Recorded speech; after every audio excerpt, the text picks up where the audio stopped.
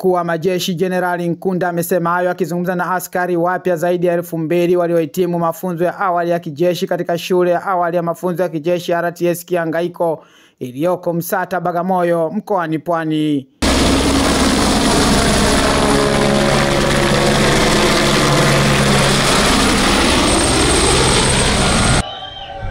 Yapo maneno yametajwa mengi kwenye kiapo chenu, lakini kuna mambo matatu ya msingi ambayo unatakiwa kuyazingatie.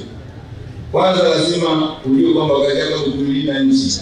Ndio maana tunaweza kupeleka mipakani kwa ajili ya kulinda nchi hii. Kiapo chako pia umetaja maneno yanayokuonyesha unatakiwa kulinda katiba ya Jamhuri ya Muungano wa Tanzania.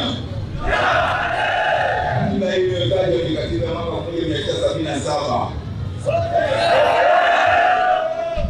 Kabla ya ibadilisho unatakiwa kuilinda katiba hiyo. Sawa sawa? Na mwisho kuingia kutaka umetaja kumtii Rais wa Jamhuri ya Muungano wa Tanzania na Amiri Jeshi Mkuu. Nani ambaye hajibutia nyoshe mkono? Hakuna. Kwa hiyo wote tunajua kutii. Sawa sawa?